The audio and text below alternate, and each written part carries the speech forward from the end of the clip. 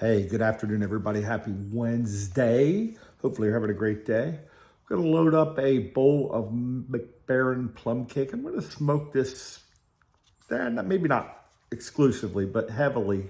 Well, maybe not even heavily. A lot during the Christmas season, just to kind of see, is this really a Christmas blend? But wanted to talk today about cigarettes and their importance in World War II. Stick around.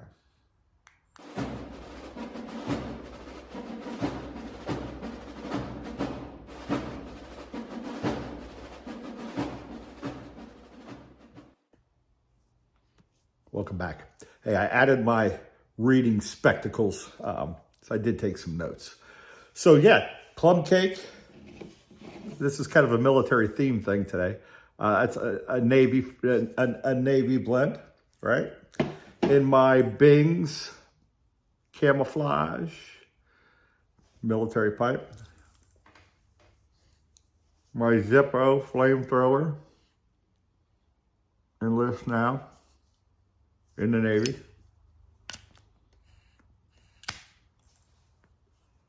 What else military? Oh, my Tactisquatch, Black Rifle Coffee Company. Dark roast coffee. Goes good with pretty much any tobacco. Anyhow, I've been watching a miniseries called The Pacific. And it's really about the Marines, and it kind of follows them through World War II. And in the miniseries, and I'm late to the party. This thing came out in like 2010. It is on Netflix now, so if anybody's interested. But the one thing that really struck me was the amount of tobacco use. Now, for the purpose of today's video, I'm really only going to talk about cigarettes. I'm not going to talk about pipe smoking. That's a whole nother rabbit hole that we could go down a whole nother day. There was plenty of famous pipe smokers in the military. But today we're talking about cigarettes. So in the miniseries, I'm noticing, man, cigarettes were everywhere. So I started doing a little reading and a little, what was going on there. Now, obviously, when you go back to the 40s, and I can't keep this thing lit today. When you go back to the 40s, tobacco use, cigarettes were much more socially acceptable, prevalent, et cetera, et cetera. And through the course of World War I, going into World War II, a lot of studies, well, I don't know if a lot of studies, there were studies done that really showed there was advantages of cigarette smoking for the frontline troops, for all the troops. Really, it relieved boredom. And it kind of gave them a little bit of taste of home, which helped increase morale. It helped increase morale. So from World War I, in rations, 4 cigarettes were given to a soldier a day. In World War II, that increased to 4 cigarettes per meal, so up to 12 a day. And there's a lot of information on this if you get out there and read. Some of it contradicts. So it's estimated that over 50% of all the servicemen, soldiers, servicewomen in World War II smoked cigarettes. I've seen that number estimated as high as 75%.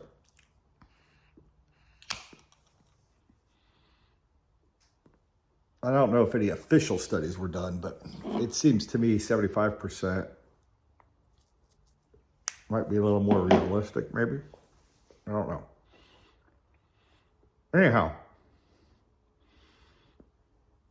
so soldiers were issued this, right, in their K rations. And there's many types of rations: A rations, B rations, C rations, D rations. That's another rabbit hole we could really go down. And those rations have are now known and basically have converted into meals ready to eat, or MREs, which a lot of people are more familiar with. But so in World War II, soldiers were getting 12 cigarettes, 4 per meal. There was nowhere to buy, obviously on the front lines, there's nowhere to buy cigarettes. So cigarettes became a form of currency. More so, in what I've read, more so than even food. Cigarettes were the most popular means of trading or bartering. Probably very similar to what we see in the prisons nowadays. Never been to prison, I don't know, but the prison movies kind of shape that, right? So it was kind of a currency because they couldn't get to the store, right? So they're out in the field. What I found interesting was how many different types of cigarettes were in the K rations. So this was such a big deal and in such high demand that multiple companies were making and selling cigarettes or sending cigarettes by the millions to the frontline troops. Chelsea, Camel, Chesterfield, Raleigh, Fleetwood, Old Gold, Pall Mall, and the king that most servicemen really liked were the Lucky Strikes. Those seemed to be the ones that everybody loved. Now, Camel had a rich history as well. They were like the first to serve is their motto. And if you roll back into Americana in this time frame, you'll see a lot of the cigarette ads featured soldiers and sailors and different types of military personnel. They were a big deal. They were a big deal. Now, when you weren't in the field, and they could get to the PX or whatever, they could pick up cigarettes for 50 cents a carton or a nickel a pack. Those were packs of 20. But in the field, there's nowhere to go. So you get what you get. So I started thinking back into my military experience, and smoking cigarettes was a very big thing when I was in. So remember, I was in the early 90s. So up until 87, recruits from all branches could smoke in boot camp up till 87. And a lot of people started smoking because there was nothing else to do. I can't tell you from my Navy experience how many of my friends told me they weren't smokers before they joined the Navy. And the reason they became smokers is because in the afternoon or the evening when flight ops was done, when dinner was done, if the smoking lamp was lit, you'd go hang out on the fantail, the aft part of the ship, or wherever the smoking area was in that ship. The ships I was always on was the fantail. And you'd hang out. So people just started smoking. Really just started smoking. So as crazy as it sounds, a lot of my family smoked at this time.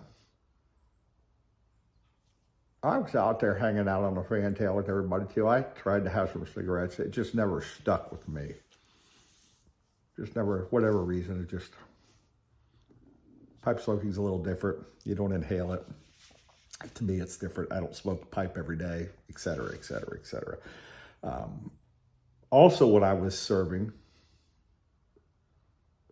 smokeless tobacco was huge. And I think it still probably is if you go around.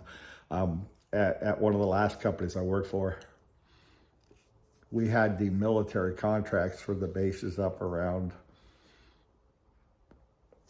Jacksonville and all the Marine bases up and down North Carolina. And we sent a lot A lot of smokeless tobacco. A lot. A lot of cigarettes too, still. But, you know, and watching this miniseries and just, you know, how important those cigarettes became to people, helping them relax. I mean, you're seeing horrific things on the front line, doing horrific things, and you know, when you get to take a second and decompress, and then they have a cigarette, kind of helped them out a lot. So, you know, World War II. I mean, it went on into other wars. Again, I'm just kind of focusing on World War II today, just because that was what the Pacific focused on, the miniseries. It didn't really delve into Vietnam, Korea. People were still smoking in all those. But yeah, I thought that was interesting. Interesting enough to do a video. It just all the different kinds of cigarettes that they would. Just to me, that's. I don't know why I find that interesting, but just the way that they rationed and how important they were, and how many different kinds of cigarettes were shipped, and how the production here in the United States was mass produced. You know, the other thing that I'll just touch on was all the soldiers were smoking. So German soldiers were smoking, Japanese soldiers, they all had their own brands of cigarettes. Going back to my Navy days, man, when we get off ship, everybody would ask us, hey, sailor, you got a cigarette? Got a cigarette? People loved American cigarettes. Loved them. To the point we were told, don't get caught going out there and selling cigarettes you got on the ship or trading them for stuff. I'm sure it happened. I was too squared away, too much by the rules to have messed with that. But at times I've seen some of my friends give a cigarette or two, and it was like gold to folks in Europe, because I was a Mediterranean sailor. I was, you know, I cruised the Med, and the Europeans loved them. Loved them.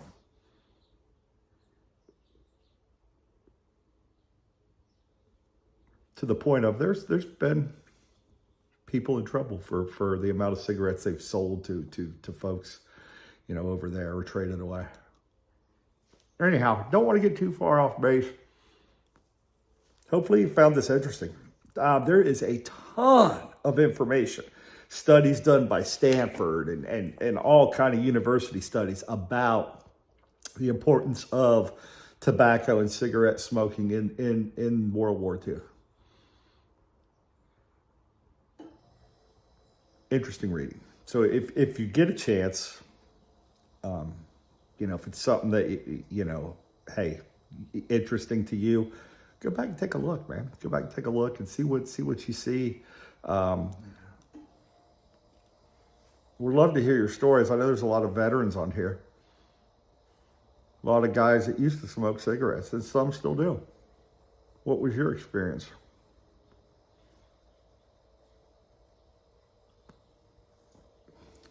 Boot camp, did boot camp expose you to cigarettes, or did, you know, again, I just think back to walking on a ship for the first time, because we weren't allowed to smoke in boot camp, and just how many people smoked and chain smoked. It was crazy. So I can't imagine, you know, being on the front lines, and I mean, I could see how and why cigarettes and tobacco would be that important, without question. Now that's waned over the years, but it's a story for a different time. So I think I might mess around. Again, the topic's interesting enough to me. I might mess around and look at, you know, famous military pipe smokers. There's been a bunch. and not just focused necessarily on the cigarettes. But I thought the cigarette portion was interesting because, again, in that miniseries, everybody had a cigarette in their mouth when they weren't fighting. So I think they did a really nice job portraying how that really went. So anyhow, we'd love to hear your thoughts, your experiences. Perhaps you've had K rations and dug into the 4 cigarettes per meal. If you did, man, I would be very interested to hear your story. Do a VR, throw something below deck, whatever you want. But hey, thanks a lot for watching, everybody. Enjoy your day. Enjoy your Wednesday. Hopefully things continue to progress for you and for me and for everybody. And, do something nice for somebody out there today.